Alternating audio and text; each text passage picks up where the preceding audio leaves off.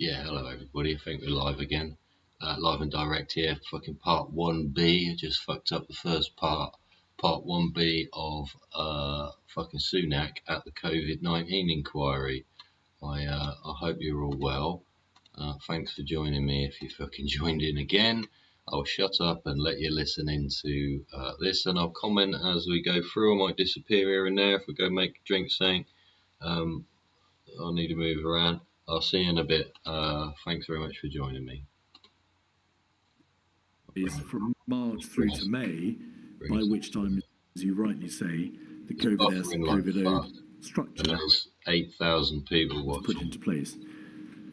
Look, I think it was very difficult. I think it's difficult. You've already given it bullshit apology. Task Force was better. Of course it was. COVID-O and COVID-S was better. Yes, of course it was, and it improved decision making. I think those first few weeks were extremely difficult for everybody. I don't doubt that everyone was trying very hard to do the best that they could in trying circumstances, dealing with something that we hadn't dealt with before. So it's, I wouldn't sit here and say that people weren't doing the best they could. I think they were. But shit to begin with. It's clear that the task force structure, the O and the S structures, made work more effectively and efficiently. The back end of a goat, they were not fucking nose in a fucking bag of fucking. And it's good that they were implemented and good that they continue to improve over time. But I think the other thing I'd say is, did you enjoy business? I think there is this perception that somehow decisions are not being made in these fora. But I think they're really, my strong recollection is that they were. I mean, the COVID-Os and COVID-S were the places where an appropriate group of people came together to discuss, to deliberate, for the Prime Minister to make his decision. Now, there's obviously a trade-off between speed of decision-making and the number of people involved. I mean, it was ever thus. And I think there's probably no perfect answer. Ultimately, it's for the Prime Minister to himself figure out what the right balance between those two things is. Broadly, I thought that the O-S structure did that. But also, decision-making is an iterative process. That's the reality of government. I think what would be normal is that there would be a series of potentially bilateral meetings or a small group meeting leading up to the final decision meeting. I think that's completely fine. Every Prime Minister will have a different decision-making process that works for them. Why? There you go. They just liked decision-making process is a set procedure.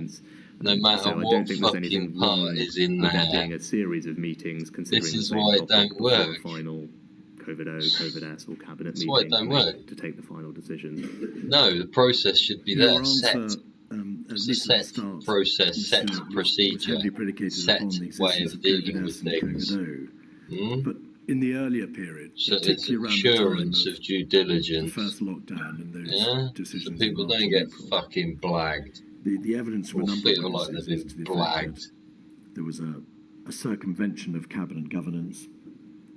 A certain level of dysfunction, and I emphasise, there's only evidence, and these are all matters for people did fuck all, just wandered off. Keep me informed, Halfcock just stood there like, the system around the Prime Minister was not working well, to put it neutrally. Not working well, fuck me, really? That must have been something that was apparent to you as the occupant of number 11. You couldn't not have seen how number 10 was responding to this unprecedented crisis. So you described. So he's next door, and he's saying, you must know what's going on next door, right? I didn't work directly in number 10 or in the cabinet office, so it's hard for me. I wasn't to comment on that, other than to say that my did it out the back with number 10 and the cabinet office during this period felt fine to me. Again, I go back to, broadly, was I able to input advice to the Prime Minister or when decisions were being made? I felt I was. I didn't feel I'd been shut out or not able to participate. And my recollection of that period, that early period, was a series of, I think as it was then, as you say, not COVID-O, COVID-S, they were probably COBRA meetings, which involved groups of people considering these things. so lots of people were around the table, was my recollection at the key moments on the 16th of March, the 9th of March. As far as I can remember, at all of those points, there was a Cobra meeting. I was probably at it. There were minutes that were circulated, or Sage minutes that had been circulated. That Nobody knew what fucking thing they were wearing away. Decisions were taken quite quickly and acted on in all of those key moments. Really? So that's my general recollection. And was it the right action at the right time from the right You're meeting absolutely with the right, right as I've said, feedback the or not? formal task force structure and the Just ONS made up. structure hadn't been established at this point, but things were moving so There you quickly. go. And largely, as I'm Why sure we'll not? get onto, Should be the there. government, the Prime Minister, just What have the largely military acted been on doing? the advice that was put in front of him from Sage with regard to what interventions to implement at what time. I mean, that's my strong recollection of this period of those 3 weeks in March, 2 weeks in March. The public Rwanda health speech in considerations 7. took primacy, Don't forget. in effect, Yeah. which is why, although the arguments about the likely impact of lockdown were made, they didn't assume anything like a comparable strength in terms of the overall. Yeah, and you've said that before, and I agree. It was the Department for Health were very clearly, as per all the evidence, the lead department leading the response. My strong recollection of this period is the advice would come in from Sage. Obviously, that advice changed over the weeks, which I'm sure we'll get into. But largely, my recollection is the government acted on the advice it was given with regard to interventions, and the economic advice, as you pointed to, was provided. I mean, What I'd say not just for information. process that's, did they downplay follow? but Where was, did it was come not from? driving What the didn't they adhere conversation, to? and that's the right in the way that Don't you know, described it. dear. In your statement, You you fucking described none of you how know. would, in addition, I don't know, to fucking mate, that was he went procedures, along, didn't we? Because see it the Prime wasn't Minister there. informally. Why wasn't it there? No It should be decisions of there. What the significance were made military in those doing? What's situations. Whitehall at? You state all Hey, no I'm decisions getting were made within fucking formal chubby and structures. playing cricket. But presumably Yeah, during these fucking informal cricket. debates, I'll COVID fucking was play fucking at least cricket, part mate. of, I'll not the fucking predominant part of the debate, and how economically fucking and hell. Who's got fiscally the fucking there balls, were eh? issues to be debated. Eh? Stop waving Yes, your I think fucking when I was stick around. talking about that, I wasn't referring to this period. Fucking I mean, cricket. obviously, I didn't know the Prime Minister particularly well at this point in time. No, when I he wasn't became my mate. Chancellor. Obviously, Oh, that relationship no. grew over time, and both of us living in the same building. So, and this went on for You live almost next 2 door, years. didn't you? So over the course of that period, as we got to know each other so you better, got there's clearly mates. more opportunities. Oh yeah, for okay then, pal. maybe Okay, yeah. sitting in Well, you garden get together the at the biscuit weekend and or I'll get the something. tea. So, Okay, yeah, then it's you carry the completely tray, normal. won't you? Dude? So it wouldn't just be Well, COVID, do because boy. by the point those types Well, of conversations well. were happening between us, there were other things as well. Yeah, Not you just fucking COVID, funny but of fucker. course always with an economical, fiscal bent to it. That is, of course, what your role was. You were the Chancellor of the Exchequer. Yes, I would say all our conversations were work related. We were also able to talk about things that were not work related. How much money did you make out of all this then? So my conversations on policy would obviously be Yeah, obviously. predominantly based on the Did you get to economic do and Wolf Voice? fiscal considerations of what Of course, we were doing. there were debates about the matters which were of the greatest Stick to concern the to the government five. at that time. Stick to the That is five. why, of course, you were discussing them with the Prime Minister. Conspicuous, isn't it? I asked, I mean, I'd say, yes, I think there is a distinction. I think you just work with colleagues, and if you happen to be neighbours, it's impossible not to Neighbours, see colleagues, each other friends, outside mates, of a formal pals. COVID-S meeting. Yeah. That's just the Ask your practical grandma reality of about being fucking neighbours and rank, sharing a fucking garden and name living in and the rank, same and building. fucking casual, So friendly it would be fucking weird dinner with not to have mates. had conversations Yeah. about life, family, friends, work Yeah, at the someone's same going time. to fuck themselves. But in terms Well, of Grammy. decision-making structures, as I'm very Sort clear, your own fucking there was station out, you rigorous and swats. proper debate and deliberation with Yeah, colleagues you've got a in those station, structures haven't you? after When they you fucking get were your set shit up, in a and even fucking before row. that, more generally, Huh? and that was my consistent 7 p.m. throughout. I mean, those everyone, debates don't and deliberations forget. did happen throughout, with not just me but with other colleagues as well. ask, as you Well know, done, but they didn't well, stick to fuck because all of because the there was fuck article all in there for them Spectator, to stick to. Rishi Sunak, So you were Sunak, all we wrong, weren't all told of you, because of the because none of 27th you rang the August bell. 22, in which the Fucking hell. author of the article Ring my bell. says that you said that you tried not to challenge the Prime Minister in public or leave a paper trail. I'd say a lot of stuff to him in Why private. not? Fucking. This is, of course, it's on page 8 if you want to see it in all its glory. This is all, of course, in the context Like what? of COVID. The article is, of course, about your role in COVID. Mm-hmm. And as I say, it says he tried not to challenge the Prime Minister in public or leave a paper trail. I'd say a lot of stuff to him in private. There's some written record of everything. In general, people leak it and it causes problems.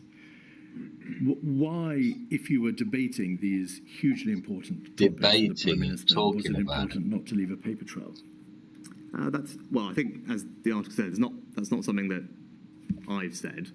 Because extremes come up. I say a lot of stuff to him in private. Have the Chinese poisoned us all? There is some things like that. You know, it's just an idea. But if that got out and got spun by the media, it might cause all sorts of problems, mightn't it? Of course, there'd be conversations I'd be having with him. So you wouldn't want to go telling fibs or making shit up. In terms of written records, I mean, I'm sure we'll get onto it. At multiple moments, I would write to him with just so that he could have it in one place, a set of thoughts or analysis from me with regard perhaps. You mean you got fucking scared, so you fucking wrote it down? Or the 2 metre to 1 metre, and there'll be others, or travel.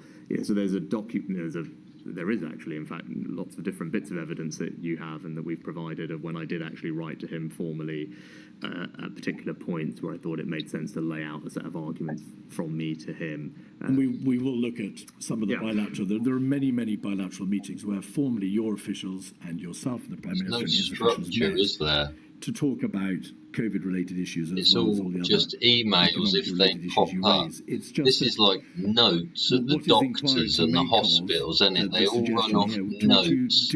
Oh, I noted this and I noted that. Where's the fucking document that you filled out that's fucking, been built for a fucking reason? I think the point... No, yeah, go on. Probably shit. Challenges of significance. I think it is fucking get right, isn't you? Genuinely impossible. All sat there fucking scratching your ball bags, yeah? Yeah, you three sat at the side there, stop scratching your fanny. Yeah? Get on and fucking do something about your fucking country instead of letting it fucking sit and fester and rot away like this. Till he's got nothing left to use, he's got to make it up as he goes along.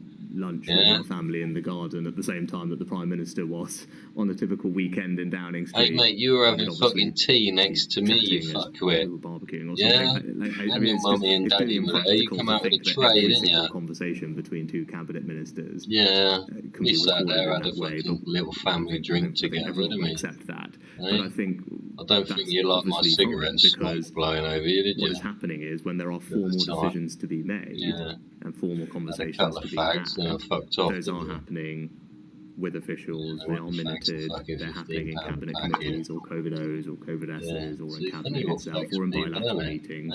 And the decision itself is made in those forums, and that's ultimately what matters, is the decision and how it was made and who fed into it, and that's all a matter of public record and recorded correctly. I mean, I think it would be implausible to think that every single How can you say it's recorded correctly when there's no fucking procedure for you to record it with or any forms? It's all on notes and emails. All right. You can't see what's fucking wrong, can you? Yeah, fucking see what private fucking schoolboys fucking industrialised fucking banking fucking schemes fucking do for their actual ability to fucking do shit. Yeah?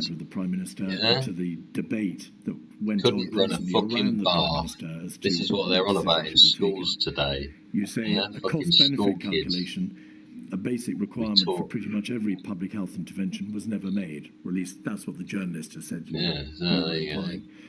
I wasn't allowed to talk about the trade-off, says Sunak. Yeah. Ministers were briefed by Number 10 on how to handle questions about the side effects of lockdown. The script was never not to ever acknowledge them. The script was, there's no trade-off because doing this for our health is good for the economy. It's all led by fucking words. We need to be quite clear, don't we? Spin-doctored words and all bullshit. The Chancellor of the Exchequer, yourself, and HMT... reading off words instead of looking at the fucking person. Attention of the Prime Minister, the potential consequences of the lockdown decisions and the fiscal and economic harm that would be done. That's very apparent. Would you agree with that? Yes, that was my primary responsibility.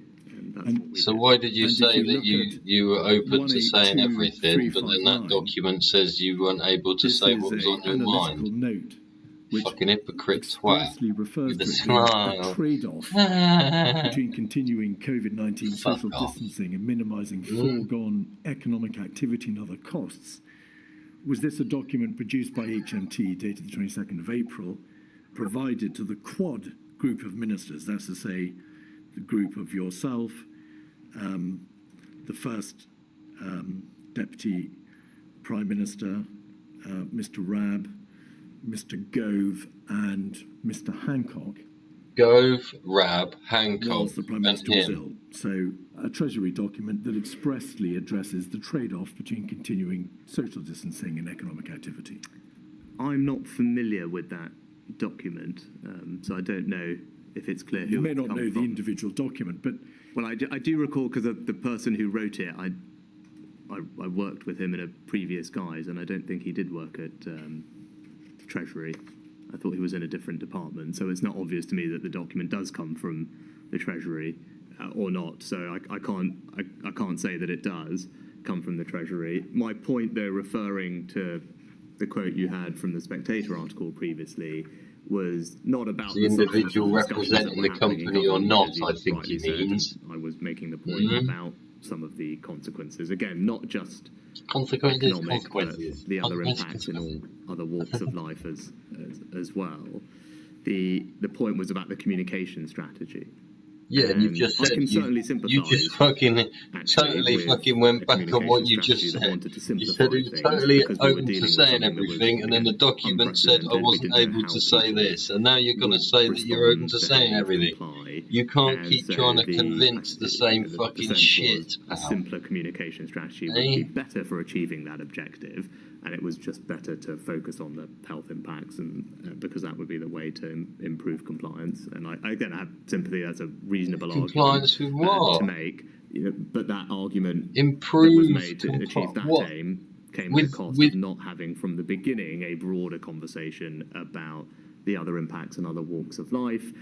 And again, impacts that may not be felt immediately, but would be felt down the line. Yeah, you're feeling it now, That don't was you get just- fucking that was talking the about approach you of and the your communication teacher, strategy. you That's what I was fuckwit. referring to in the Spectator article. And again, Yeah? it doesn't mean that it was wrong, Been by up the there way, buying because I think engines, have you? it's a Fucking- reasonable You're position going to have a to load have of taken people that over here it fucking was other better to have a place simpler make fucking communication dodgy strategy that parts, didn't right? talk about all those other things because we Dodgy wanted soft people fucking to shit comply parts. with what we're Yeah, asking go them to through do. daddy, then Reasonable through position. mummy, I then was through making your the point wife, that, then through you. Yeah, you all I make think you could you all have make said, a bit and actually, it we could ends have up had in a a broader conversation from the JCB. beginning Yeah, about some of these yeah, things. yeah. Fuck. That was the point I was making in the article. But this Yeah. document, as I said, I don't know or recollect. the article itself makes no reference to this being a comms issue. It simply quotes you as saying the script was not to ever acknowledge them. The script was there's no trade-off because doing this for our health is good for the economy.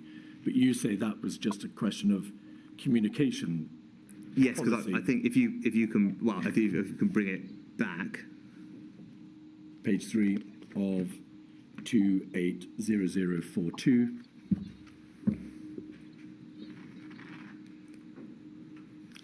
And it's the top of the page, Mr. Sunak.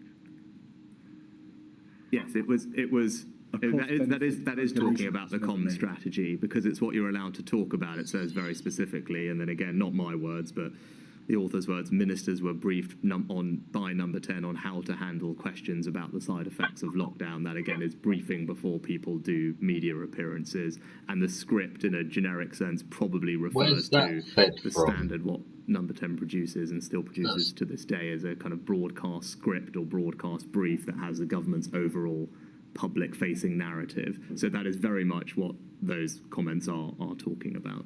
But there was no doubt whatsoever, as far as you could tell, in the public's mind that as Chancellor, you were warning of the economic and fiscal consequences of lockdowns, that your position and HMT's position was there is a trade-off. If you make a decision about, if you make a decision to lockdown, it's going to be enormously damaging. I mean, that was your raison d'etre, was it not? It's all raison d'etre. I think that, I wouldn't quite put it like that, but my almost constitutional responsibility as Chancellor of the Exchequer was to make sure that the Prime Minister had the economic I ran out Well, and the fucked it out. analysis and the Yeah, advice completely relating to the fucking economic fucked it and up. fiscal The whole fucking thing from implications or fucking consequences of start the to decisions fucking that finish. he was considering. What the Of fuck course, that was was my being job, and fed of from course fucking that's Whitehall what I into did. 10? And Fuck knows. I don't think it's controversial, and indeed, even You don't see think now in the it's all evidence that's been fucking submitted to the controversial, inquiry by you many of the fucking scientists from penguin SAGE, fuck? acknowledging that the benefit.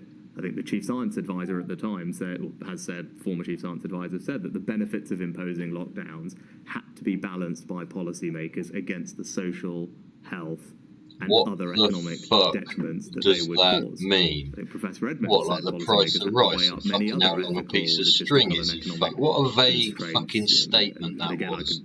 I A could quote fuckload of the ethical previous legit. chief science advisor What also a said there were fucking costs load in of other domains shit. of Didn't life, anybody economic, fucking people's well-being, question that education, crap? all those needed to be analysed. So I don't think it's particularly controversial to say. You're all too that, busy of course, using there are long lots of words other and impacts fucking hand gestures that and come That- from fucking decisions. false smiles. My particular It's the wrong part responsibility of was the to make sure that brain the being economic used, ones isn't it? were considered, or the Prime Minister had an opportunity to Yeah, consider. and then they self-convinced obvious that you've themselves. Separate question. Yeah, Sorry to interrupt. And then there's a separate they question give about how themselves a much bit it of is appropriate dopamine, to and it, talk oh, about those in did that public, right? which is also Yeah, we need to be clear about this, Mr. Sunak.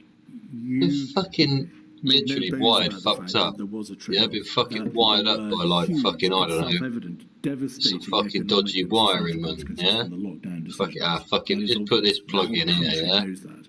fucking what part of the skull are Johnson they Exchequer using, yourself made man? no bones about it. The Treasury raised quite properly, perhaps constitutionally, all the concerns that needed to be raised.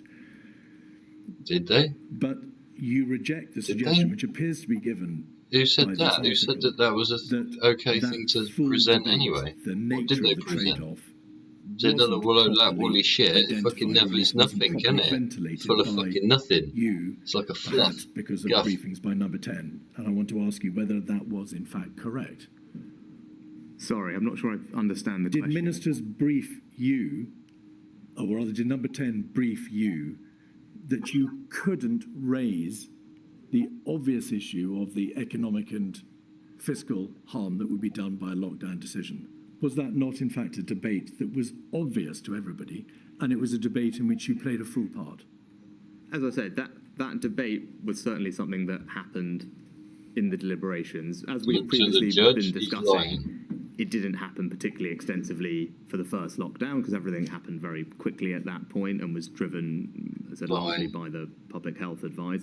Over time, that debate became, I'd say, more a feature of the discussions, particularly because we started So to have no more is the answer understanding to and the evidence of question. Did you impact on the fucking do this, short that, or term, the at other? least, No. of what Not until it lockdowns was were too doing late, and or we were what in the the shit. MPIs were doing in So other what domains time or did you other start walks of life. swimming? And so Like, that, when that you're on was the side kind of the evolution pool, of the or debate inside of when you're government. about As to I said, die, from a or comm strategy, drowning, very understandably, or as I said, when you got in the people can water, disagree. did you start swimming? When Simplicity did of you start message swimming? is often important, and the simpler message was just to focus on the public health side of it earlier on. And again, I think Side of that it, evolved it's like, over time. what?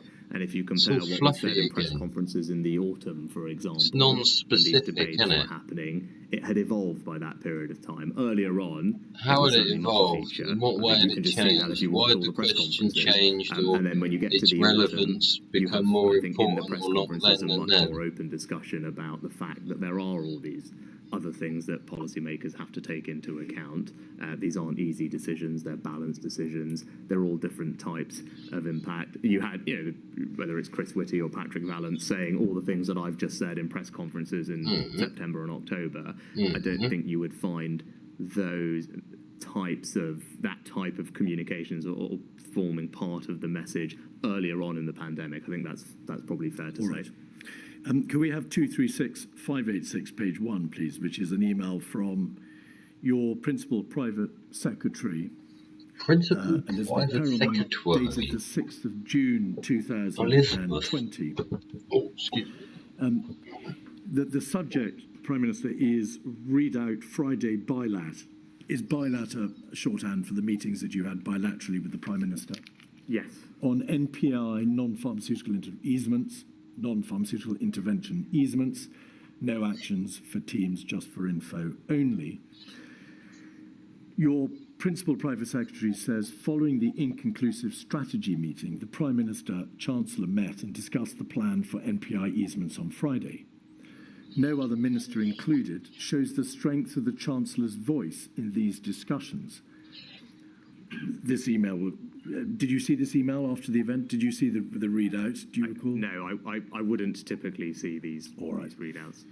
She does Why appear not? there to be referring to how, as the Chancellor, because of your ability to meet bilaterally with the Prime Minister, your voice carried a particular strength. Would you agree? I'm not entirely sure. I would agree in any disproportionate sense. It's completely normal for the Prime Minister to meet with the Chancellor bilaterally. I do the same now in this job. Previous Prime Minister did the same. I mean, that's unsurprising. So that we're not at cross purposes. There is no suggestion, any impropriety meeting with the Prime Minister bilaterally. You are the Chancellor. He is the Prime Minister. It's a vital relationship to the workings of government. But I want to ask you to assess the strength of your voice in those discussions on the issues which directly concerned the pandemic, because of the debate about SAGE and the NPI easements and so on. As I've already said, I felt I always had the opportunity to convey my thoughts and provide advice to the Prime Minister. I said that early on, and that happened in a range of forums, whether in these bilateral meetings or through the smaller group meetings or the COVID-O or the COVID-S. I've been, I think, consistent in my evidence that I always felt I had the opportunity to provide the Prime Minister with advice. Indeed. I wouldn't read anything particularly into the fact that I had a bilateral meeting with him. I'm sure he was having bilateral meetings with other ministers as well, all part of how he would like to make decisions, and that ultimately is a question for him. But for my part, of course, I had the opportunity to feed in. If we look at page 2... No, you didn't, because your bit of paper then said that it didn't. Next steps. So it's bollocks. Say, oh yeah, I had plenty of time. Well, why didn't you say? Why didn't you ask? A list of next steps or actions which are envisaged to be taken. Your Principal Private Secretary says this on Monday. I'm just going to check by number 10 I've got to and ensure on track for Tuesday. Until announced, you never know. That would appear on one reading to be a reference to an understanding held by her that there was a degree of backing and veering or change in position or perhaps just debate within number 10, which meant that until decisions were actually announced, there was a risk they might not be adhered to. Would you agree? I think I touched on it in my responses earlier, that decision-making is a process. And every Prime Minister will have a different process by which they want to make decisions. Why? And that would just be different depending on the personality style of the person in the job. Wrong. But my experience Wrong. of the See, that's it. Fundamentally fucked up. I think entirely rightly that no, for that's big wrong, decisions, mate. he would want That's to go wrong. over the arguments, pop off a sec. test out different points of view. He might do some of that bilaterally with ministers, do some of it in smaller group meetings, and through that process, again, same way that you develop policy or I develop policy as Chancellor, that process of discussion, debate, reviewing evidence and analysis might change your mind on something. I don't think there's anything wrong with that. Over the many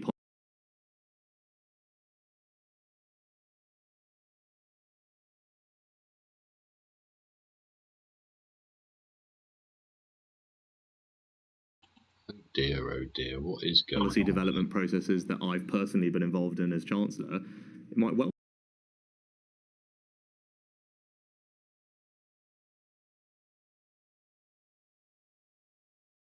be the case that you come to a question with an intuitive view of what you think is right, and over the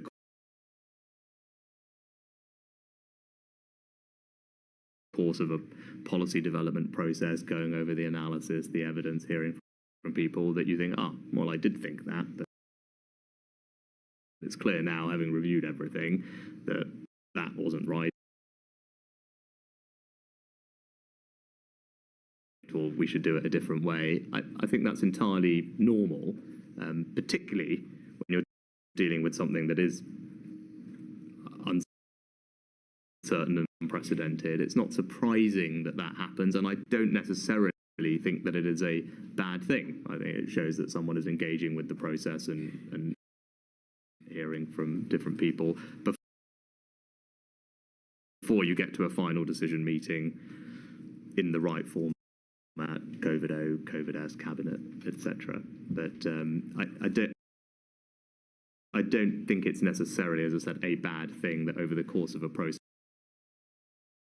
the Prime Minister would want to hear different points of view before coming to a final decision. And it may well be that, you know, during that process, you hear different things which challenge thoughts that you had before. 236594, page 1, is another email from Elizabeth Perelman.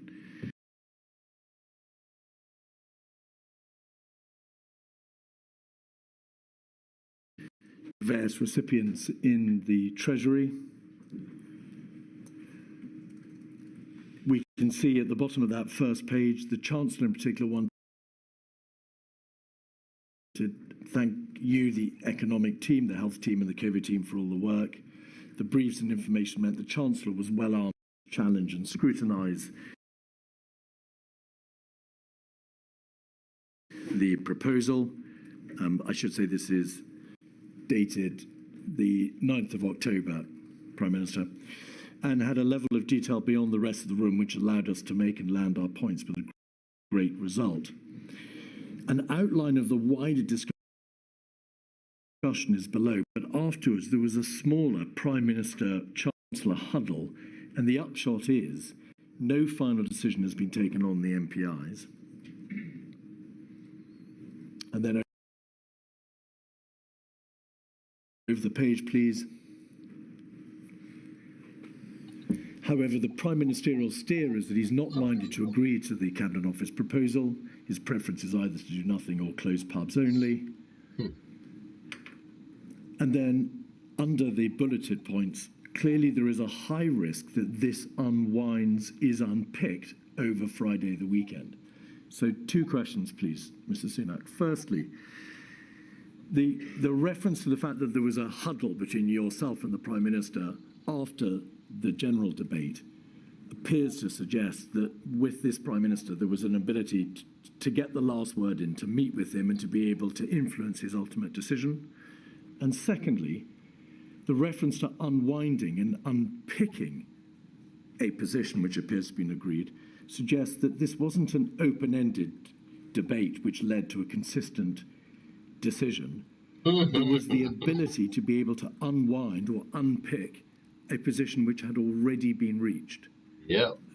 Do you agree with both those propositions or neither? Well, obviously I didn't write the email, No. so I don't know wasn't precisely me. what it refers to.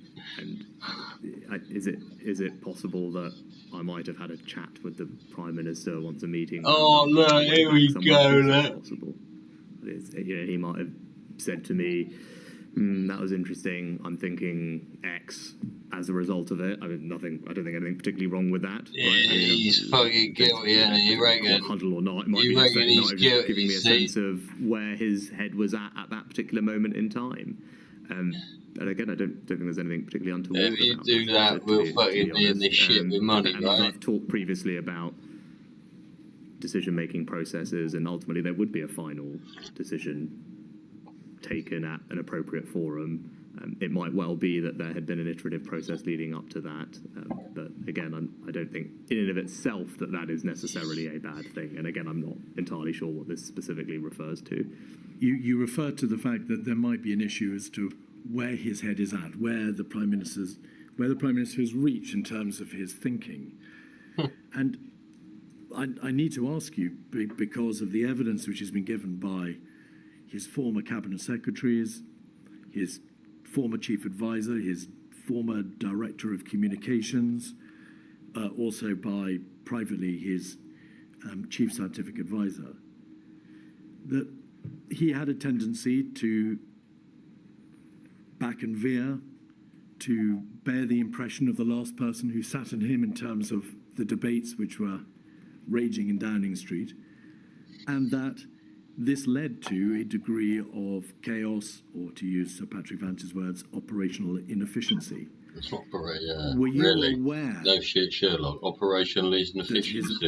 Is that what you refer to it as? Seemingly unanimously taken the view that there was a Welcome to the dodgy git lack show. of efficiency. Which is the fucking clown world we live in. Administration described privately as brutal and useless, or criminally incompetent, or operationally chaotic. Was any of that known to you? No, I don't think any of those. Oh no! So you weren't aware that it was a complete fuck up. You made it completely shit. Point, though, Mr. Keith, is that debates raged. I don't think that is necessarily a bad thing. No, indeed. I mean, these. It's right that there was vigorous debate because these were incredibly consequential decisions for tens of millions of people in all spheres. Yeah. Whether it was health, whether it was education, whether it was economic, whether it was social, whether it was try to ring the bell and people just say, "No, fuck off." Big decisions, the likes of which no prime minister had taken. And you find a load of shit, don't you? Yeah, you do find a load of shit like this. So the fact that there was debate and that big people were of it passionate everywhere. about it and they had different dollops of views is I think hands in the minds of the unsurprising people. and be good as fuck. Because it would be worse if we were having this conversation and all the commentary was, well, there was no debate about any of this whatsoever. It was all just signed off straightforward. Someone put a piece of paper, someone checked, and that was the last we heard of it. I think that would actually be far worse, quite frankly. Yeah, there you go. So it's good that there was debate about these things. Now, in terms of operational inefficiency, again, there is no perfect amount of deliberation versus speed. That's a trade-off that only the Prime Minister can make. There we go. Again, and it will be context dependent, it will be decision dependent, so it's hard to generalise what the right amount of deliberative time is. Exactly. But as I've talked about the process, I don't think it's a problem that the Prime Minister gets advice from different people, mulls over it, tries out different arguments, assuming there is the time to do that before coming to a final decision. I think it's a good thing that there was debate, because debate was required when you're dealing with consequences. Did you alter a decision that was made after a meeting where something was agreed? After debating issues with the Prime Minister, perhaps in a bilateral or multilateral you did, didn't you? Conversation, and been told that a decision had been reached or that his view was X, to find out later that his view had changed or that a decision had been unwound or unpicked. Can you recall any such instance of that happening over this particularly fraught period from March through to October? I'm sure it did. I mean, we've had to make so many decisions over the course of 2 years. We know which decisions are the most important. We know the momentous decisions, Mr. Sunak. Did he change his mind when you had been given to understand that he had reached a view on the decisions which you and his closest advisors were debating at such ferocious length? Again, I think if you could be more specific, I mean, if we talk about the first, there were many momentous decisions, right? So, I mean, that's why this is an important piece of work that is extensive. But we'll get into, if we talk chronologically, the decisions around the first lockdown. No, I don't think that happened. Because, we haven't got into it yet, and we haven't touched on the economic analysis, which I think we'll come to later. You said, where I can talk about the economic context we're operating in, but my strong recollection of those few weeks in March was that advice was put to the government, to the Prime Minister from Sage, and advice was followed pretty much imminently on the same day in most cases, if not all cases, during that period. The advice changed from Sage. They did what they were told. Period, is that the case? The government, when the advice and then you changed, got in there and you said, "Oh, hang on, this is fucking going to affect us like this." We were sitting there. We got the advice about when we should implement self-isolation, household isolation, originally not to close schools, not to ban mass events. Things changed, particularly on the 16th of March. That's when the advice from Sage changed considerably about the speed of implementation. But again, Prime Minister reacted. Schools were closed on, I think, that was announced on the 18th, because that was put before the committee at the time, and again, that was just acted on immediately, I think the same day, both on the 16th and the 18th. I think the Prime Minister stood up the same day and announced those decisions. And again, even up to about, I think, the 19th yes, I'm at home, of March, the view from Sage, the view from the Chief Medical Officer was that the existing measures that had been announced, if there was in their words, 75% compliance, they should do the trick, right? And again, then it was clear that compliance maybe wasn't high enough and further interventions had to be put in place. But my strong recollection in that period of all those decisions is there wasn't a we do one thing and then change our minds. It was just the government responding to the advice from their scientific advisors. The scientific advice changed, and then the government obviously changed with it. But there wasn't not. I think that's not. Again, that's what the government did at that time. It followed the advice from the scientists and didn't change its mind. And may we take it, because you've referred to the first lockdown decision by way of your answer. May we take it that the same position took place, the same position was reached in relation to the later decisions, for example, roadmaps and easements, circuit breakers, Mother's got a Christmas tiers, tree, and so on and so forth.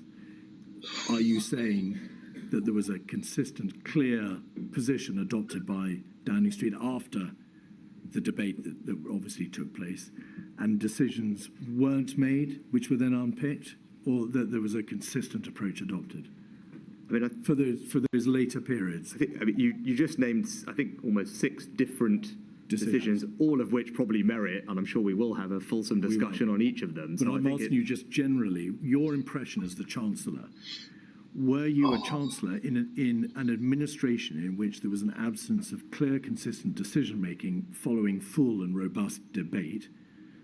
Or was it your impression that the decisions were being made properly, that there was a proper opportunity for everybody to have their say, and then the Prime Minister took decisions and stuck to them?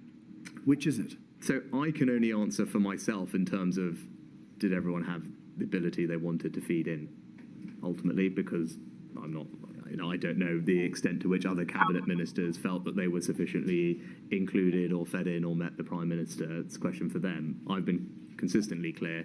For my part, I did have that ability from the beginning and throughout to feed in. But you said in the document you didn't. And as I said, throughout, it's right that there was debate and discussion and debate. That's my general recollection. There weren't decisions that were made by fiat. There was good debate and discussion about decisions as we went, and unfortunately we were just dealing with an unpredictable situation which people hadn't experienced before.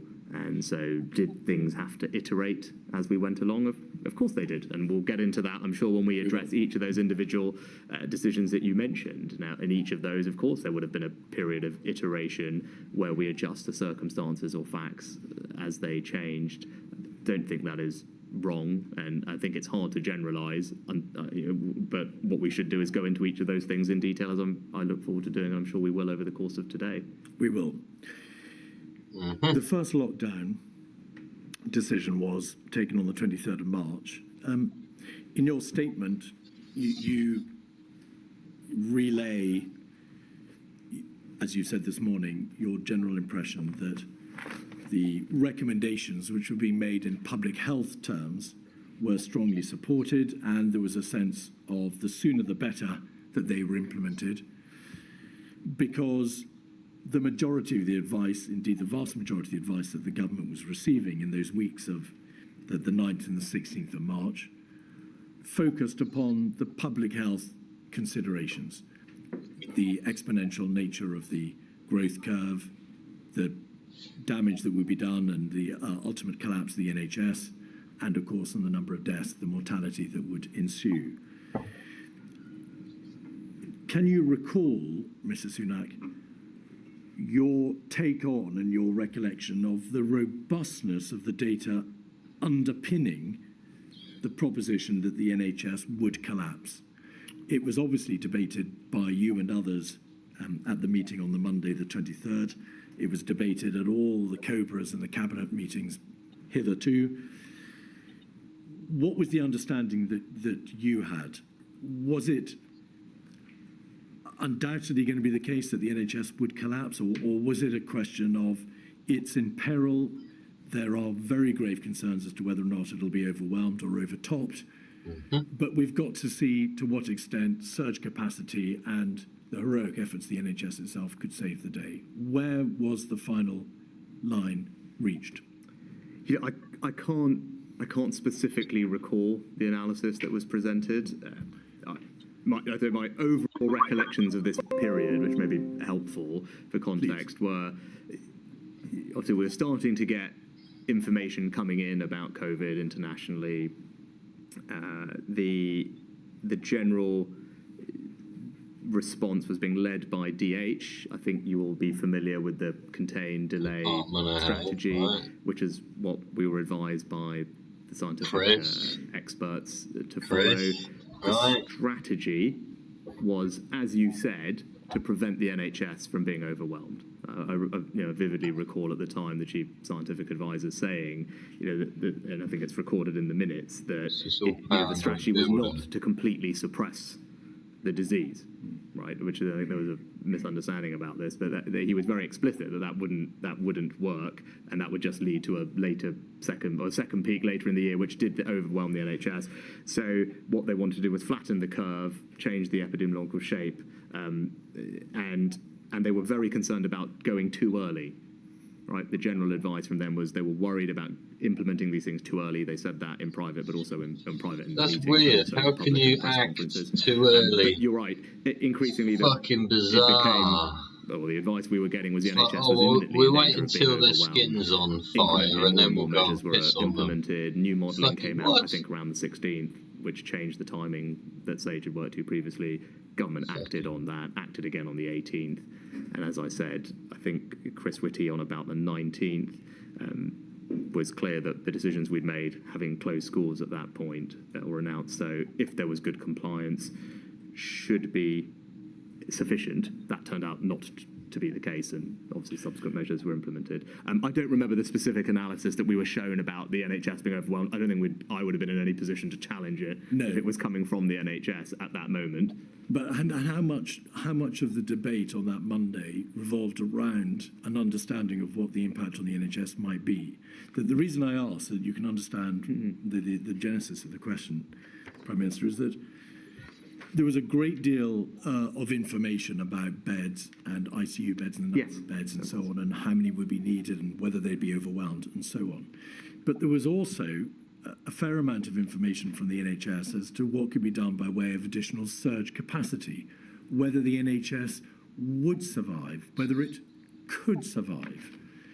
And given that ultimately the decision to lock down rested, at least in part, on what the impact on the NHS would be likely to be if that decision were not taken, we need to know to what extent the actuality of the impact on the NHS was debated.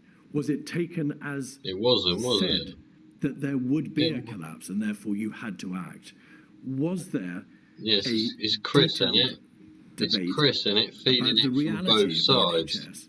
And whether or you not need to take this stuff. If you don't, that'll collapse. If that collapses, that'll fucking be lead to the collapse of the NHS. It's all Chris, isn't it? It's all back to Chris. I can't specifically recall. You're absolutely right. There was a lot of talk about ICUs and monitoring of ICUs, what was happening, and then you had the forecast from the scientific advisors with degrees of infection and hospitalizations. And then, as far as I can remember, but I might be confusing it with a later period, you could easily plot the curves of, here's a line of NHS capacity, here's the predicted emissions. There were curves then, undoubtedly. And look, of course you would look to see, well, how can we improve capacity through Nightingales or flexing staffing ratios, all these types of things. Which if all the wards were shut, I don't think I was in a particular position, or I don't remember there being capacity, enormous you just had no nurses. Assumptions that we were presenting. So you had to shut wards. I'll be honest, though, I can't.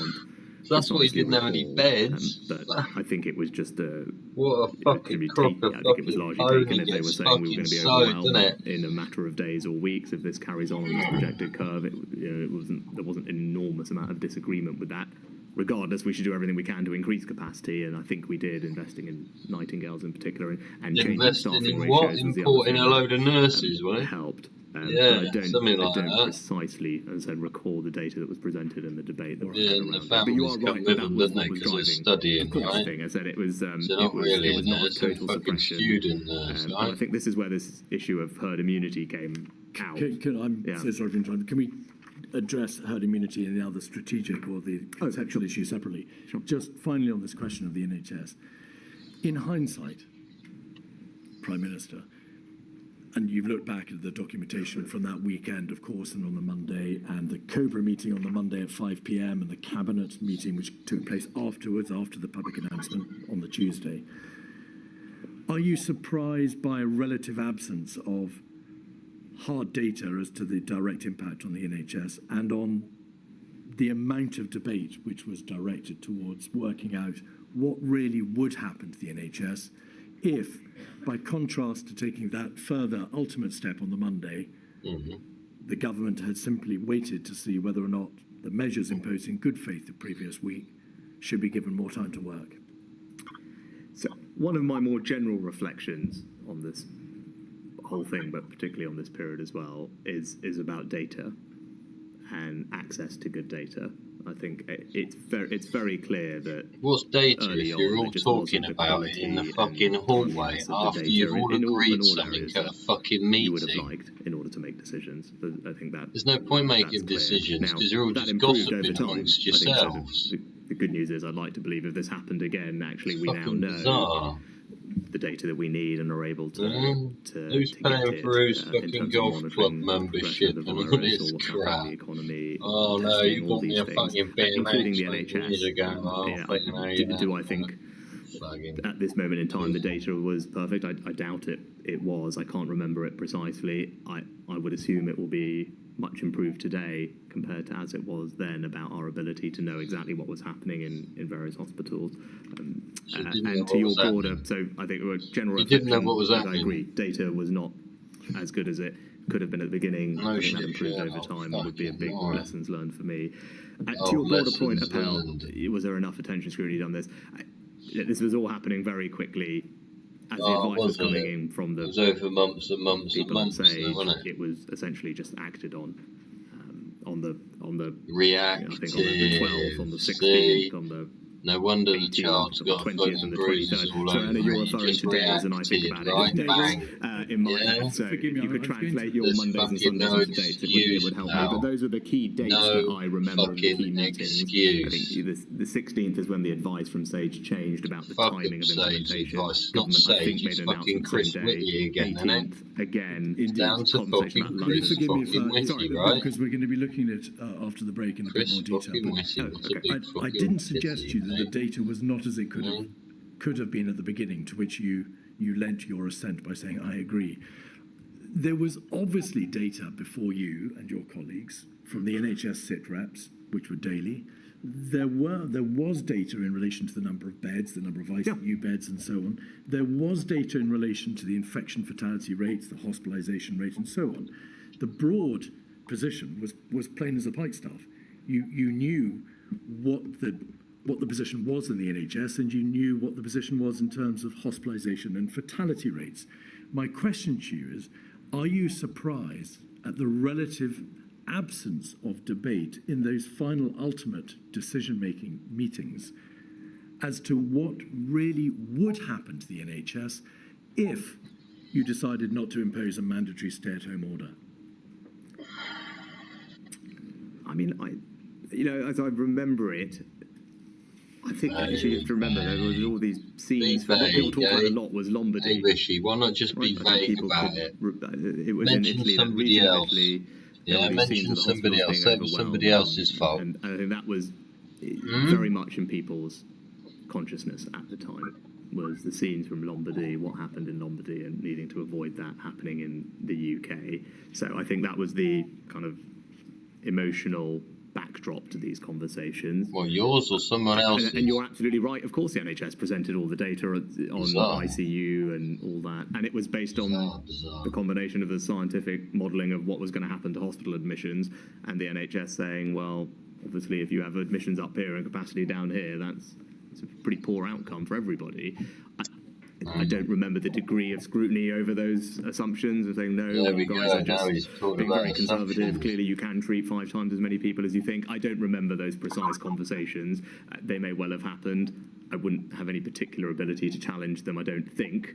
I mean, if the chief medical officer and the head of the NHS are telling you this is the amount of It's a staff we've practice. got, this is how many are going to be off sick themselves, this is the maximum number of people or the ratio we can have of ICU nurses to a bed, even if we flex it.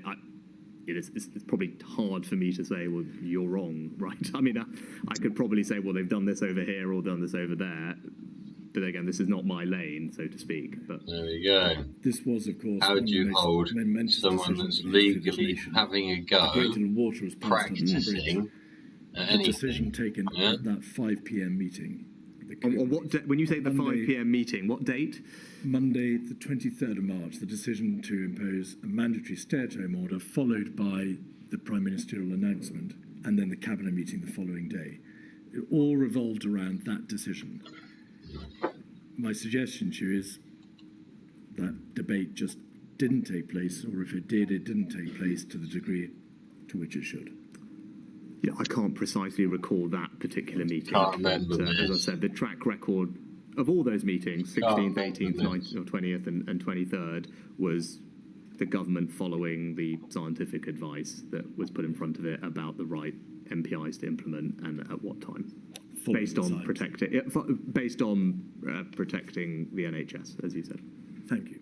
Mercedes, that'll give you a moment. Certainly, we'll break till 12:05. Yeah, there you go. Fair enough, everyone. They're off to lunch. 12:05. You got 10 minutes. Yeah, we'll come back afterwards, and yeah, 12:05. Should we come back and do part two? Yeah, part two. Although it will be like afternoon innings by then, eh? We'll have a bit of an afternoon do, shall we?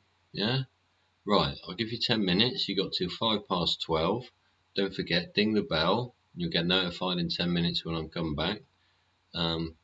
Yeah, I'm gonna go and rest my eyeballs. I've got an hell of a lot of light in my eyes here. No wonder those people sit on here with fucking sunglasses on. Yeah, but otherwise it'd be in the fucking dark, wouldn't we, eh? Hey, right, so don't forget to illuminate your day with a bit of fucking Dodgy Git Part 2. Yeah? Dodgy Git Part 2. Sunak at the Covid inquiry.